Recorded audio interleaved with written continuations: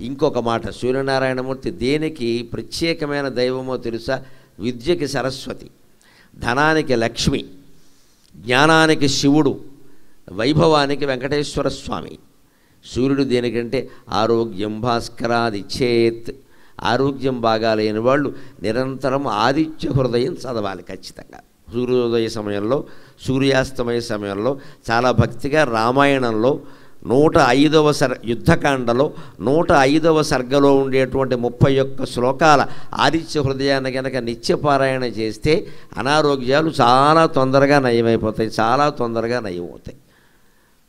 ఆ చదివేది ఏదో బాల్కనీలో కూర్చుని చదవండి, ఏసీ రూములో కూర్చుని చదవకండి. సూర్యకిరణాలు మీద పడాలి,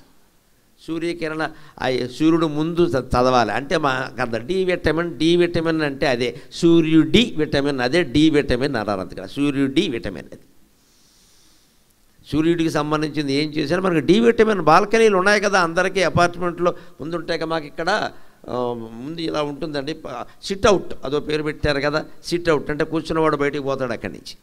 అందుకని ఆ సిట్అవుట్, ఇటో సిట్అవుట్ అటో సిట్అవుట్, ఇవన్నీ బట్టలారేసుకోవడానికి కాదు, మనం కూర్చోడానికి. పొద్దున్న సాయంత్రం అక్కడ కూర్చోవాలి, అది ఆ కాంతిని అనుభవించాలి. అక్కడ కూర్చున్న కనుక ఆదిత్య హృదయం చదవచ్చు. ఇప్పుడు నారాయణదాసు గారు ఆ పద్యాన్ని చెబుతున్నారు. ఆదిత్య హృదయంలో శ్లోకాలు కొంచెం గొట్టు పదాలతో ఉంటాయి. తమోఘ్నాయ హిమఘ్నాయ శత్రుఘ్నాయామితాత్మనే స్వకృతఘ్నఘ్నాయ దేవాయ జ్యోతిషాం పతయే నమః. జయాయ జయ భద్రాయ హర్యస్వాయ నమో నమః. నమో నమః సహస్రాంశో ఆదిత్యాయ నమో నమః. నమః పద్మప్రబోధాయ భాస్కరాయ నమోస్తుతే. బ్రహ్మేశేనాచ్యుదేశాయ శూరాయ ఆదిత్యవర్చసే. భాస్వతే సర్వభక్షాయ రౌద్రాయ వపుషే నమః. తమోఘ్నాయ హిమఘ్నాయ శత్రుఘ్నాయామితాత్మనే కృతఘ్నఘ్నాయ దేవాయ జ్యోతిషాం పతయే నమః. ఘ్న ఘ్న ఘ్న ఘ్న, ఇది 6 సార్లు వస్తుంది గమనించండి. కృతఘ్నఘ్నాయ దేవాయ జ్యోతిషాం పతయే నమః.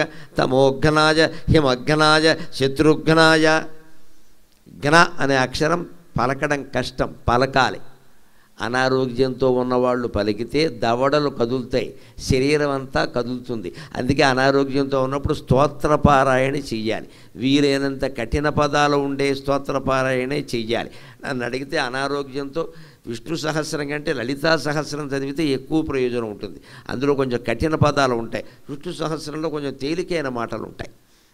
అమ్మవారి సహస్రంలో కఠినమైన పదాలు ఉంటే వచ్చినవి మళ్ళీ అదే అక్షరం మళ్ళీ వస్తూ ఉంటుంది, అందంగా కూడా ఉంటుంది.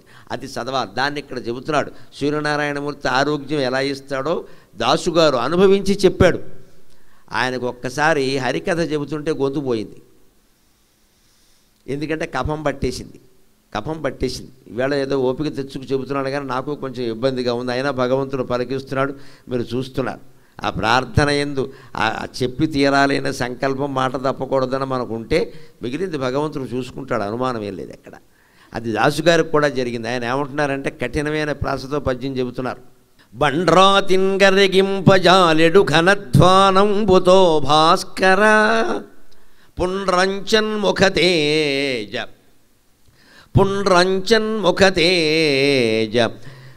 బండ్రాతింగరిగింపజాలెడు ఘనధ్వానంబుతో భాస్కర పుండ్రంచన్ముఖతేజ నీ యశమునున్ పొల్పార కీర్తించు నన్ వేండ్రంబైన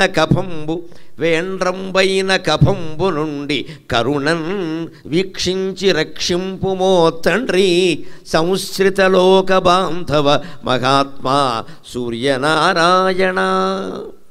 ఆరోగ్యం బాగుండాలంటే కఠినాక్షరాలు ఉండే స్తోత్రాలు చదవాలి. తేలిగ్గా గులాబ్ పూలు లాంటి మాటలు ఉండే ఉత్పలమాల పద్యాలు కాదు. బండ్రాతిన్ గుండ్రాయిన్ వేండ్రంబున్ తండ్రి డా కింద రావద్దు. ఇవి తెలుగులోనే ఉంటాయి, సంస్కృతంలోనే ఉంటాయి. దిక్కుమాలిన భాష ఇంగ్లీషులో ఉండవు. మనం దాంట్లో బారేసాం పిల్లల్ని బట్టికెళ్ళి. అందుకే ఎవడికి నాలికి తిరగదో, ఏది పలకడు. ప్రధానమంత్రి అంటాడు అంతే, వీడు రా పలకలేడు, దా పలకలేడు. ఆ భాష మొత్తంలో మీరు గమనించండి, మనం చేస్తున్న పొరపాటు ఏమిటో. 26 అక్షరాల్లో ఎక్కడా ఒక్క ఒత్తక్షరం లేదు. అదో విచిత్రమైన భాష ప్రపంచాన్ని పరిపాలిస్తుంది. ఇదో దైవయోగం అంటే ఇదే. అనర్హమైన వాళ్ళు కూడా పరిపాలన చేస్తారు. అన్ని అర్హతలు ఉన్న సంస్కృతం వెనక్కి వెళ్ళిపోయింది. అంతకంటే అర్హతలు ఉన్న తెలుగు మనింటోనే లేకుండా పోయింది. ఖ ఛ ఠ థ ఫ ఘ ఝ ఢ ధ భ అణ. చూపించండి ఇంగ్లీష్లో.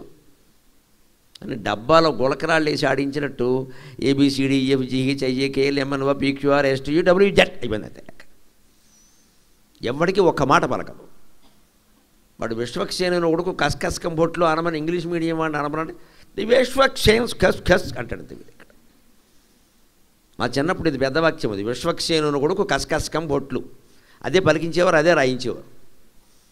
ఎంత గొట్టు పదమైనా వచ్చేసేది, ఎంత గొట్టు శ్లోకమైనా సరే. షడ్జామజ్జకరజ్జ విద్య వసుధజ్జాలంచిదజ్జాకరే జడ్జెట్ కిట్కెధరేట్ ఘరేట్ ఘన ఘన ఖడ్జోత విడ్జెట్ భ్రమ విడ్జాలుడ్భ్రమలుట్ప్రైట్రయ పదాడగ్రగ్రగ్రగ్రహ పాదౌటేట్ ప్రట షట్రయట్ ప్రట రసప్రఖ్యాత సఖ్యోదయ. ఇది మా మాస్టర్ 3వ తరగతిలో చెప్పిన శ్లోకం. ఇప్పుడు మళ్ళీ గుర్తుంది. అది 3వ తరగతిలో 7 ఏళ్ల వయస్సు ఉన్నప్పుడు, 7 ఏళ్ల వయసులో చెప్పిన శ్లోకం. మళ్ళీ ఎప్పుడేం పెద్దగా చదవరా, అప్పుడప్పుడు గుర్తు చేసుకున్నంత ఉంది. అందులో పదాలు ఎలా ఉంటాయి? పదాడగ్రగ్రగ్రహ డగ్రగ్ర అంటే డా కింద గావత్తు, దాని కింద రావత్తు, అన్ని ఒత్తులు పెట్టే యావత్తు. ఈ భాష పలికిస్తేనే పిల్లలకి నాలుక తిరుగుతుంది, ఆరోగ్యం బాగుంటుంది. ఇంగ్లీష్ మీడియం వల్ల వచ్చిన ఇబ్బంది ఏమిటంటే వ్యాధులు కూడా పెరిగాయి. ఎందుకంటే అన్నీ సులభమే, ఏది కఠినమేం లేదు. పోనీ స్పెల్లింగుల్లో ఏమైనా అర్థం ఉంటుందా అంటే ఎందుకు ఉంటుందో తెలియదు అక్కడ. అంతే. జకోశ్రవేకి అంటే CZE అంటాడు, మండిపోతుంది. సి ఎందుకు? కడప అంటే శుభ్రంగా KADAPA సరిపోతే. CUDDAPAH రైల్వే టికెట్ మీద చూడండి, పూర్వం అలాగే ఉంటాయి. ఈ కొద్దాఫా ఏమిటి ఇక్కడ? కొద్దాఫా కడప. అందుకే ఈ మధ్య మార్చారు, KADAPA చేసేసారు దాన్ని. ఇంకా రైలు టికెట్లో మారలా. అంటే ఇంగ్లీషు వాడు ఎందుకు వచ్చిందో గమనించండి దయచేసి. ఇంగ్లీషు వాడు పలకలేక వాడు ఇష్టం వచ్చిన స్పెల్లింగ్ వాడు రాసుకున్నాడు. అది మనం అనుసరిస్తున్నామంటే మనకు పౌరుషాలు ఉన్నాయా? హైదరాబాద్లో మాకు దగ్గర పోస్ట్ ఆఫీస్ ఉంది, తిరుమలగిరి. ఎంత గొప్ప పేరండి, తిరుమలగిరి వాస. ఎంత అందం. అది ఇంగ్లీష్ స్పెల్లింగ్ చూశాను నేను. TRIMULGHERRY. ప్రపంచంలో ఏ తర్కశాస్త్రం దీన్ని నిరూపణ చేయలేదు. తిరుమలగిరికి ఇంత దరిద్రపు స్పెల్లింగ్ ఉండాలా? ట్రైమల్ ఘెర్రీ. TRI. నేను చాలా కష్టపడి కంఠస్థం చేసింది దాన్ని చెప్పాలని. తిట్టడానికి కూడా కష్టపడాలి కదా. TRIMULGHERRY. తిరుమలగిరి అని 6 అక్షరాలు రాయడానికి ఇంత కష్టపడాలా? ఆ ఇంగ్లీష్ వాడికి పలకడం చేత కాక తిరుమలగిరి అనేది వాడికి తెలియక ఏదో రాసుకున్నాడు. అది మనకు ఖాయమైపోయింది. ఇక్కడ తెలుగులో తిరుమలగిరి రాస్తారు, ఇంగ్లీష్లో ఈ స్పెల్లింగ్ రాస్తారు. తెలుగులో లేనిది ఇంగ్లీష్లో ఎలా వస్తుందండి? TARUMULAMALA అని రాయలేవా? మన భాష పట్ల మనం శ్రద్ధ వహిస్తే తప్ప కుదరదు. అందుకే చెబుతున్నాను నేను, ఆరోగ్యం బాగుండాలంటే మంచంలో ఉన్నవాళ్ళు కూడా కాస్త కఠినమైన పదాలు పలికితే దవడలు కదిలి ఆకలేస్తుంది. సమస్య ఆకలేస్తుంది. అనారోగ్యం ఉన్నవాళ్ళని మీరు గమనించండి, ఆకలి మందగిస్తుంది ముందు. కానీ మందులు ఏమి రాస్తున్నారు డాక్టర్లు? పొద్దున్న 3, మధ్యాహ్నం 3, సాయంత్రం 3. ఈ రకంగా 3 నెలలు నువ్వేనా చావాలి, నేనైనా చావాలి పో. ఈ పెద్ద మందులతో వచ్చే ఇబ్బంది ఏమిటంటే అన్నం తినకపోతే ఈ మందులు పనిచేయవు. ఖాళీ కడుపులో మందులు బారుస్తావా? ఏం పని చేస్తాయి? అన్నం తినాలి. మళ్ళీ వాళ్ళే చెబుతారు పచ్చిమ ఏం లేదు తినే. నాలుగు సహించట్లేదు. సహించకపోతే ఏం తినమంటావు? సహించాలంటే ఆకలి వేయాలి. ఆకలి వేయాలంటే అక్షరాలు పలకాలి. అందుకు ఆదిత్య హృదయం బాగా ఉపయోగిస్తుంది. కఠినాక్షరాలు పలకాలి. అందుకే బండ్రాతింగరిగింపజాలడు ఘనధ్వనంబుతో. ఆయనకు ఒకసారి గొంతు పోయి కఫం కారణంగా హరికథ ఉంది, ఒప్పుకున్నాడు. సాయంత్రం హరికథ, మధ్యాహ్నానికి గొంతు బాగుండలేదు. మాట తప్పకూడదు కదా దాసుగారు. మరి పైగా ఆయన హరికథ అంటే మామూలు కాదండి. శంభో అని పులతంతో శంభో అంటే కాకినాడ నుంచి రాజమండ్రి వినపడేది ఆ పలుపు. మైకులు లేని రోజుల్లో కాకినాడ నుంచి రాజమండ్రి దాసుగారు కథ మొదలెట్టారు. అంత గొంతు అయింది. అటువంటి కథకి ఆయన కోసం జనం వచ్చేవారు. ఆయన రాలేదంటే కార్యకర్తలు కొట్టేస్తారు. టికెట్ డ్రామాల రోజులు కదా అవి. కార్యకర్తలు పట్టుకుంటారు, మీరు ఏదో చేసావు, ఆయనకి ఏర్పాటు చేయాలి, అందుకే ఆయన రాలేదు అంటారు. మాట కాదనలేక ఆయన వెళ్ళి ఆ వెళ్ళే ముందు 4 గంటలకు కూడా గొంతు సరిగ్గా లేకపోతే అప్పుడు అల్లిన పద్యం అండి ఇది. బండ్రాతిన్ గరిగింపజాలెడు ఘనధ్వానంబుతో. బండరాళ్లను కూడా కలిగించగలిగేటువంటి శబ్దంతో నేను అరికథ చెప్తానయ్యా.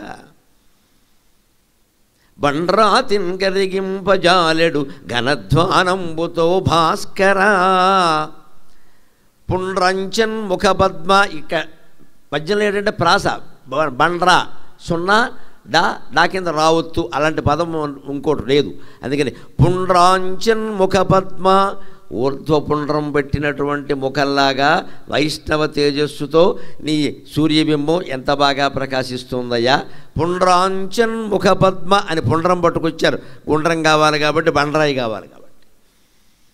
నీ యశమును పొల్పార కీర్తింప నన్వేండ్రంబైన కఫంబు నుండి కనునన్ వీక్షించి రక్షించుము.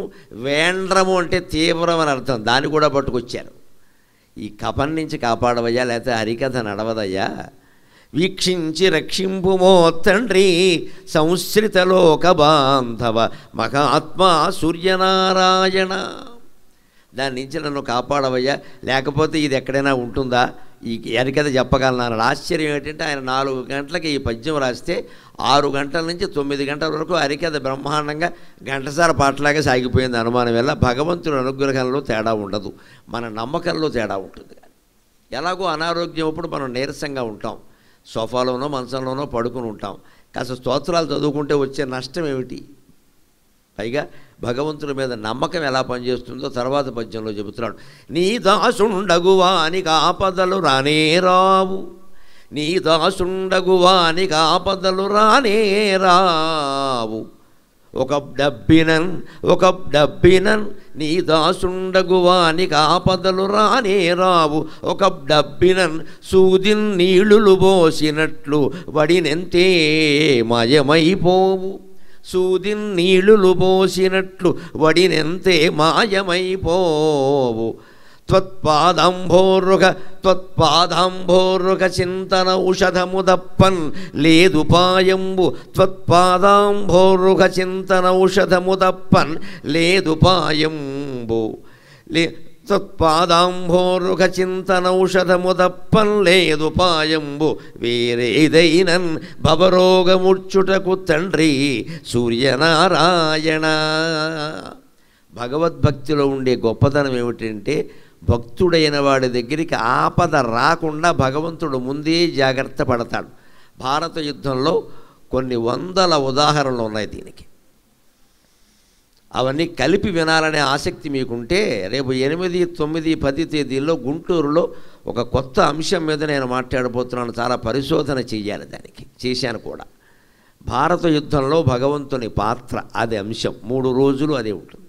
భారత యుద్ధంలో భగవంతుని పాత్ర. యుద్ధం చెయ్యలేదు కృష్ణుడు, కానీ యుద్ధం అంతా ఆయనే నడిపించాడు. ఆయుధం పట్టలేదు ఎక్కడ, కానీ ఎవరు ఏ ఆయుధం పట్టినా ఆయన సలహా మేరకే జరిగింది. ఆయన లేకపోతే ఒక్క వీరుణ్ణి కూడా పాండవులు గెలవగలిగేవారు కాదు, అనుమానం లేదు. ఆయన ముందే కాపాడుతాడు. అదే చెబుతున్నారు దాసు గారు ఇక్కడ. నీ దాసుండగువా నీకు ఆపదలు రానే రావు. భగవద్దాసుడైన వాడికి ఆపదలు రానే రావు అసలు. ఒక అబ్బినాను ఒకవేళ వస్తే సూదిన్ నీళ్లు పోసినట్లు వడినెంతే మాయమైపోవు. ఎంత గొప్ప ఉదాహరణ! సూది మీద నీళ్లు పోసినట్టుగా మాయమైపోతాయన్నాడు ఆపద. సూది మీద నీళ్లు పోయిండి ఉంటాయేమిటి? అదే సూది ఎంత ఉంది, దాని మీద నీళ్ళు ఏం పోస్తాం? పోసామనుకోండి, సూది కన్నంలో నీరు పోసాం, ఉంటుందా? సూదే ఎంత, నువ్వు పోసే నీరు ఏముంటుంది అక్కడ? సూది మీద నీళ్లు పోసినట్టుగా కష్టాలన్నీ మాయమైపోతాయ్యా, సూదిలో నిలబడదు కదా. ఆ భగవత్ ప్రార్థనే లేకపోతే కష్టాలు ఎలా ఉంటాయో తెలుసా? ఒక్కొక్క సమస్య తెలంగాణలో సామెత ఉంటుంది, గడ్డివామలో సూది వెతుకుతున్నాడు రా అంటారు. ఎంతకైతే ఏమవుతుంది, గడ్డివామలో సూది పడింది, వెతుకుతున్నట్ట, వెతికిన కొద్దీ లోపలికి వెళ్ళిపోతుంది అది. అసలే అది సూది, పైగా ఎక్కడ పడింది? గడ్డివామలో పడింది. కొంచెం దాన్ని కనపడింది కదా అని ఇలా అనడానికి ఇంకా కిందకి వెళ్ళిపోతుంది. కొన్ని సమస్యలు అలాగే ఉంటాయి, గడ్డివామలో సూది వెతికినట్టుగా. అవి తేలిగ్గా పరిష్కారం కావాలంటే సూదిని నీళ్లు పోసినట్లు వడినెంతో మాయమైపోవు. సూది మీద నీళ్లు పోసినట్టుగా మాయమైపోతాయి. ఎందుకంటే త్వత్పాదాంభోరుక చింతన ఔషధము దప్పన్ లేదు పాయంబు. భగవత్పాదాల గురించి చింతించడం నమ శివాయ, నమో నారాయణాయ, శ్రీమాత్రే నమః అని ఏదో ఒక నామాన్ని నిరంతరం స్మరించడం మించినటువంటి మందు ఏ రోగానికి లేదు ఖచ్చితంగా. అన్ని రోగాలు పోవాలంటే భగవన్నామస్మరణ మించింది లేదు. వేదం కూడా అదే మాట చెబుతుంది. ఎలాగూ మంచంలో ఉంటాం, డాక్టర్ గారు 10 రోజులు విశ్రాంతి తీసుకోమని చెప్పాడు. 10 days బెడ్ రెస్ట్ అని రాశాడు. బయటికి వెళ్ళి చేసేది ఏమీ లేదు, ఏ వ్యాపారాలు చెయ్యలేము. అలా మంచంలో ఉన్నవాడు జపం చేస్తే తద్ధితపస్తద్ధితపస్తద్ధితపగ యద్ వ్యాధితస్తప్యతే పరమగుం హైవలోకం చేతి ఏవం వేద అని వేదం చెబుతోంది. ఆ మంచంలో ఉన్నవాడు చేసేది మామూలు జపం కాదయ్యా, తపస్సు అన్నారు ఖచ్చితంగా. అలాంటి అవకాశం అనుకోకుండా ఏదైనా జరిగితే దాన్ని వినియోగించుకోవాలి. మనమే మంచంలో ఉండాలని కోరుకోం ఎవరు కూడా. కానీ త్వత్పాదాంభోరుగ చింతనౌషధము తప్పం లేదు ఉపాయంబు వేరేదైనన్ భవరోగముచ్చుటకు తండ్రి సూర్యనారాయణ. భవరోగం అన్నారు. మన జీవితాన్ని గమనించండి. ఇందాకేదో కఫం, దగ్గు, జలుబు, జ్వరం లాంటి రోగాలు చెప్పాడు. అది కాదు, జీవితమే ఓ పెద్ద రోగం అన్నారు మన వేదాంతాలు. జీవితం భోగం కాదు, నిజానికి రోగం. ఎందుకంటే ఎంత భోగం అనుభవిస్తున్నా వెనకాల రోగం బాధ ఉండనే ఉంది. ఈ మధ్య పత్రికలు మీరు గమనించండి, ఒక పేజీ మొత్తం ఆరోగ్యం గురించే ఉంటుంది పత్రికలండి.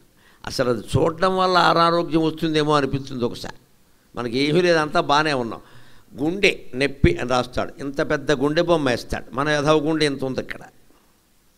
దానికి నివారణోపాయాలు అవి ఇవి మందులు, పేజీ నిండా చూస్తే గుండె లేనివాడికి కూడా గుండెనే పోస్తుంది. అసలు ఇంత చదివాక అంత ఎక్కువ చదవకూడదు. ఏం చదవాలంటే అవంటే నివారణోపాయాలు ఒకటి చదివేస్తే చాలు, మనకి ఎందుకు వచ్చిన గోలు ఇదంతా. ఏం చేయాలి జాగ్రత్త, ఇంకే అందరూ చెప్పేది ఒకటే, పొద్దునే వ్యాయామం చేయి, పళ్ళల్లో తాజా కూరలో పళ్ళు ఉండేలా చూసుకో అని. ఇవాళ పేపర్లో ఏదో చూశాను నేను, మీ పళ్ళెంలో ప్రోటీన్ ఉందా అన్నాడు. నా పళ్ళెంలో ఎప్పుడు బొబ్బట్లు బూరెలే ఉంటాయి, ప్రోటీన్ ఏమిటో నాకు తెలియదు. మీ పళ్ళెంలో ప్రోటీన్ ఉందా అదో వార్త. అంటే ప్రోటీన్ ఉన్న పదార్థాలు ఎన్ని తింటున్నారు మీరు లెక్క. ఇంత లెక్క పెట్టుకుని తినగలమా? కానీ తినాలి. ఈవేళ అలాగే ఉంది పరిస్థితి. పూర్వం వాళ్ళకి ఏం తిన్నా అరిగేది. మా ఊళ్ళో నేను చూశాను, ఊరగాయలు తిని బతికిన వాళ్ళు ఉన్నారండి. కూరగాయలు లేవండి, ఊరగాయలే. ఆవకాయ, మాగాయ, నూనె మాగాయ, తొక్కుడు పచ్చడి, ఇంతే. ఇంకా చెప్పాలంటే కొన్ని పేద బ్రాహ్మణ కుటుంబాలు చూసి ఆశ్చర్యపోయాను నేను. చల్ల మిరపకాయలు అన్నంలో అద్దుకుని తిన్నారండి. చల్ల మిరపకాయలు అంటారు, మెంతిపిండి మిరపకాయలు అవి ఉంటాయి. చల్లలో మజ్జిగలో ఊరబెడతారు మిరపకాయలు, అవి అద్దుకుని తినేసారండి అన్నం. వేరే కూరలు కొనుక్కునే స్తోమత లేదు వాళ్ళకి. వాళ్ళు పిడిరాళ్ళలో ఉండేవారు మనుషులు, ఒక్కొక్కడికి 5-6 సంతానం. మనం ఇవాళ రొటీన్ మొత్తం అదేమిటి చిరుధాన్యాలు, సరిధాన్యాలు మొత్తం అన్ని రకరకాల పోగులన్నీ తెచ్చి ఇంట్లో పెట్టుకుంటున్నాం. ఎప్పుడు చూసినా అరగడే భోగం, 6 నెలల రోగం. అరగంట బాగుంటే 6 నెలలు మళ్ళీ బాగుండడు. ఇంకా ఏం తిన్నా అరగదు. అందుకే మనకి పెళ్ళిళ్ళలో విందులు జరుగుతూ ఉంటాయి, బూరులో అని పెడతారు. నాకు ఆశ్చర్యంగా, బూరు కాదు ఇది, గోళిక్కాయ. పిల్లాడుకునే గోళిక్కాయ ఉంటుంది ఇది. అది రెండోది ఏమన్నా మనకు తిండిపోతుంది చూసినట్టు చూస్తాడు అక్కడ.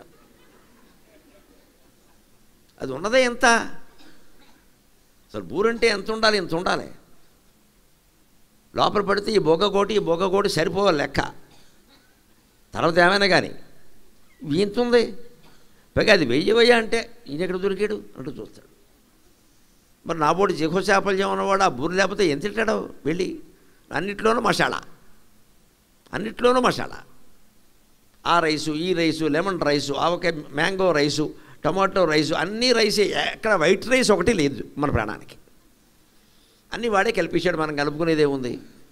అక్కడ తినలేక ఊరుకోవడం, అక్కడ అంతా వృధా అయిపోవడం, ఇంటికి వచ్చి మళ్ళీ ఇడ్లీలు తినడం చాలాసార్లు జరిగాయి అలాగా. ఇదే మనకి జరిగేదంతా. ఈ లోకంలో నిజంగా భవరోగం కాకపోతే ఏమిటంటే జీవితం. ఎక్కడ ఏం తింటున్నాం, ఏం తింటారని అన్నీ కల్తీయే. ఇది చివరి వరకు వెళ్ళాలి. 90 ఏళ్ళు 100 ఏళ్ళు భగవంతుడు ఎంత రాశాడో తప్పదు. అంతవరకు వెళ్ళాలంటే భగవత్ ప్రార్థన ఒక్కటే దిక్కు. ఇప్పుడు ఒక్క పద్యం చెప్పుకొని మనం సెలవు తీసుకుందాం. దురాశ లేకుండా బతికే విధంగా. ధనమా రాదు, దురాశ పోదు, పరతత్వజ్ఞానమా లేదు, యౌవనమా నిత్యము కాదు,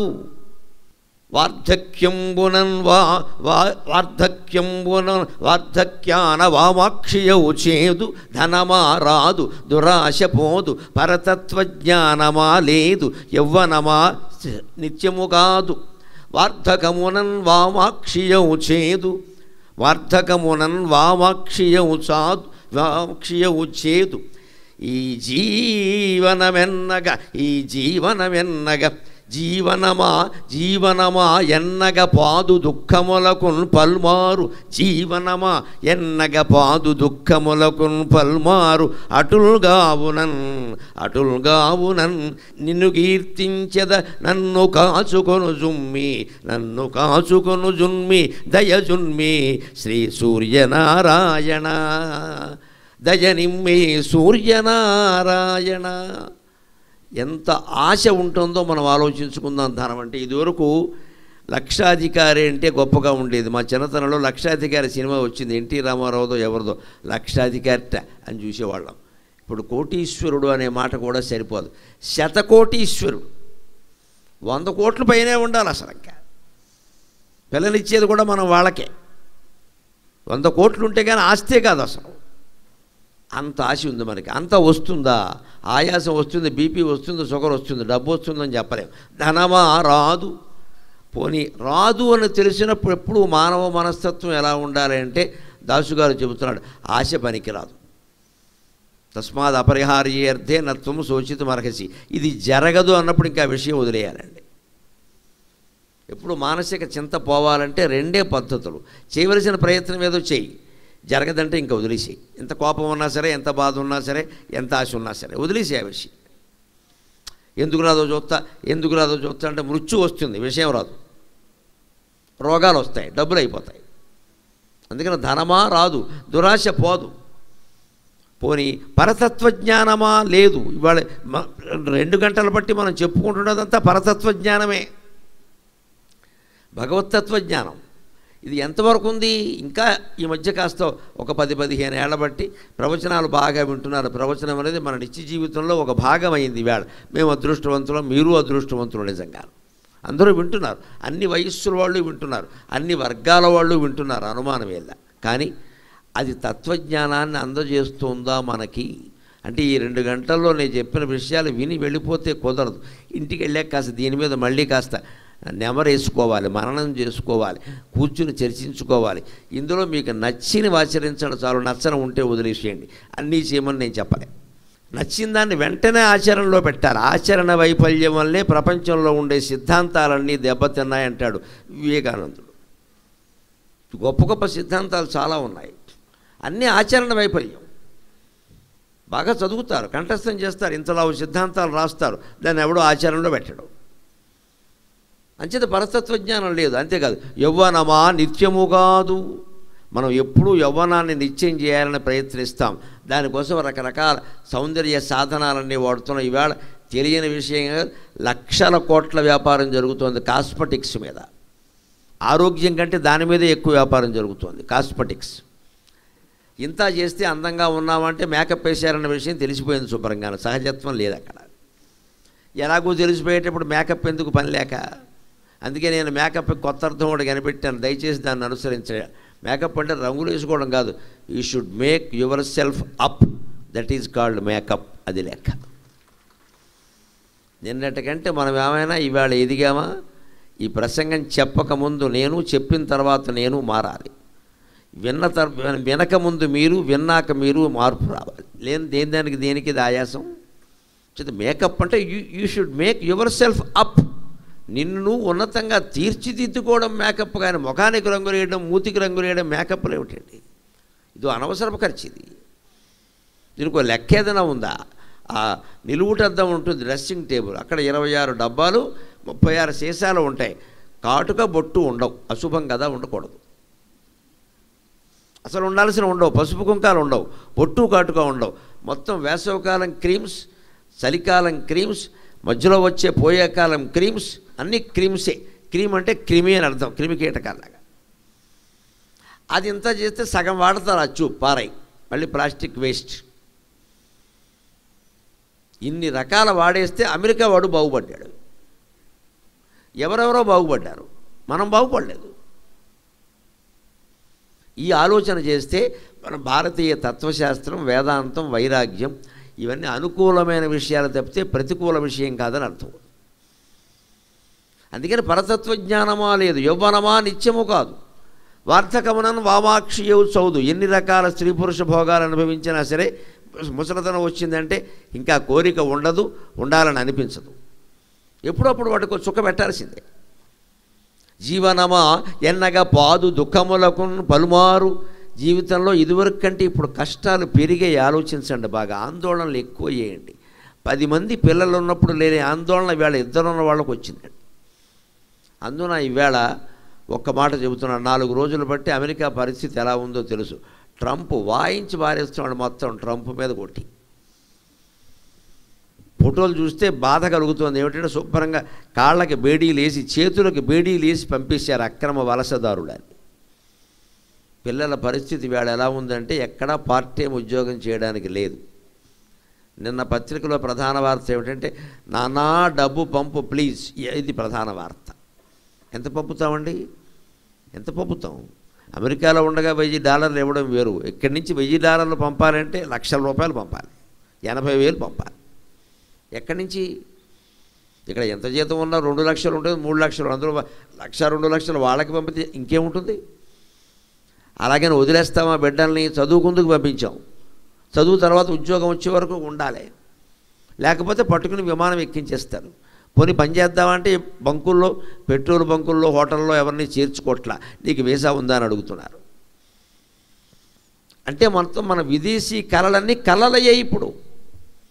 ఇది 100 ఏళ్ల క్రితం మన సాహిత్యం ఊహించి చెప్పింది. మనిషి నిశ్చింతగా ఉండాలంటే ఒకటే లెక్క, ఉన్న చోటే ఉండాలి, ఉన్నది ఏదో తినాలి, ఉన్న పని చేసుకోవాలి, అప్పుడే నిశ్చింతగా ఉంటాడు మనిషి. ఎవరైనా ఉన్న చోటే ఉండాలి, ఉన్న పనే చేసుకోవాలి, ఉన్నది ఏదో తినాలి. పూర్వం పల్లెటూళ్ళలో వాళ్ళందరూ అలాగే గడిపారు. 4 ఎకరాల పొలం ఉంటే బయటికి వెళ్ళేవాడు కాదు, అక్కడే ఉండేవాడు. ఆయన ఆడపిల్లలకి పెళ్ళిళ్ళు చేశాడు, ఏమో మనకి మళ్ళీ బాధపడిపోవాలా, చేశాడు. మనకి ఎన్ని కోట్లున్నా ఇవాళ సరిపోవడం లేదు నిజానికి, ఇంకా ఇంకా ఇంకా పెరిగింది. అది చెబుతున్నాడు. జీవనమా దుఃఖములకు పలుమారు జీవితం అంతా ఏదో దుఃఖం, దీని తర్వాత ఇంకో దుఃఖం, దీని తర్వాత ఇంకో దుఃఖం, ఇలా ఎన్ని అనుభవిస్తావయ్యా? అంచేత నిన్ను కీర్తించదా, నిన్ను కీర్తిస్తూ ఉంటాను. నమ శివాయ నమో నారాయణాయ శ్రీమాత్రే నమః. ఇలా ఏదో రకంగా భగవన్నామస్మరణ చేస్తూ ఉన్న దాంట్లో సుఖంగా బతుకుతాను నేను, నన్ను కాపాడవయ్యా అని అంటున్నాడు. ఆ రకంగా మనం సూర్యనారాయణ శతకానికి ఈ పూటకి స్వస్తి పలుకుతున్నాం. స్వస్తి ప్రజాభ్య పరిపాలయంతాం న్యాయేణ మార్గేణ మహీం మహీషాః. స్వస్తి.